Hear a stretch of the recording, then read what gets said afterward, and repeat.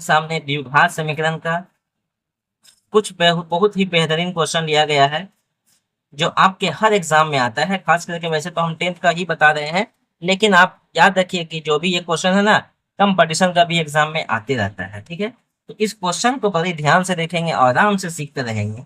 ठीक है, तो चलिए कुछ ही सेकंड में आप सीख जाइएगा। द्विघात समीकरण है। द्विघात समीकरण को हम लोग पहचानेंगे कैसे?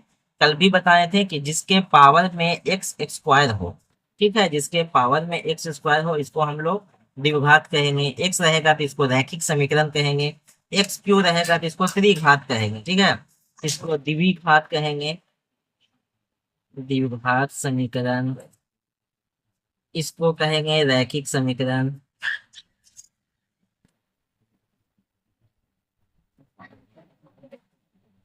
इसको कहेंगे त्रिघात समीकरण।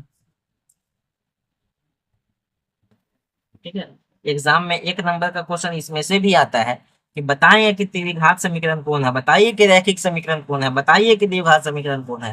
द्विघात समीकरण में हलों की संख्या 2 होता है, ये भी पूछेगा। बोलेगा कि रैखिक समीकरण में हलों की संख्या कितना होता है, तो 1 होता है। पावर जितना रहेगा हलों की संख्या भी उतना ही होगा। द्विघात समीकरण में पावर 2 है तो हलों की संख्या भी 2 होगा। त्रिघात में 3 होता है तो हलों की संख्या 3 होगा। याद रखिए ऑब्जेक्टिव में ये सवाल आता है आपसे, आपसे पूछेगा ये सवाल। ठीक है, अब इसको चलिए देख लेते हैं। चाहे तो इसको बराबर के उधर भी लेकर जा सकते हैं, लेकिन वैसे नहीं बनेगा। यहाँ देखिए एक्स है, यहाँ भी एक्स है, दोनों एक्स है ना, दोनों में कॉमन ले लेते हैं। यहाँ पर क्या बचा, एक तो एक्स बचा। यहाँ पर क्या बचा, तो माइनस में 2 बचा, बराबर में 0 जैसे है वो सही नहीं है। कोई दिक्कत कोई तकलीफ कुछ नहीं है। तो यहाँ देखिए एक तो एक्स बराबर 0 रखना है। एक काहे की द्विघात समीकरण 2 आंसर आता है, तो इस तरह से आपको बनाना होगा। तो एक्स बराबर 0 कॉमन, इसके बराबर में भी 0, दोनों के बराबर में 0 रखना है। इसके बराबर में भी 0, इसके बराबर में भी 0। ठीक है, तो ये तो हल नहीं होगा, तो ये तो 0 ही हो गया। हाँ, माइनस है तो उधर चल जाएगा, तो ये प्लस में 2 हो जाएगा। ये आपका बन गया, ये आपका आंसर है। ठीक है, 5 सेकंड का समय दे रहे हैं, ये वाला आप बना के दिखाइए। ठीक है, वीडियो अच्छा लग रहा है भाई तो लाइक जरूर करिएगा। ठीक है, चलिए यहाँ देखते हैं। हो गया। अब क्या करना है आपको, कुछ नहीं, यहाँ भी दोनों में जेड मौजूद है, जेड कॉमन ले लेते हैं। यहाँ बच गया 3, यहाँ बच गया सिर्फ जेड। ठीक है, बराबर में 0। जेड बराबर में भी 0, इसके बराबर में भी 0। जेड को उधर लेकर चल जाते हैं तो 3 हो जाएगा इसका आंसर 0 हो जाएगा। चलिए इसको भी देख लेते हैं। दोनों में क्या मौजूद है, जेड, जेड कॉमन ले लेते हैं।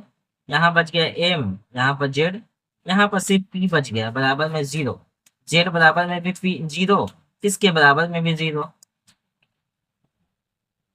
ठीक है, पी को उधर लेके चल जाते हैं।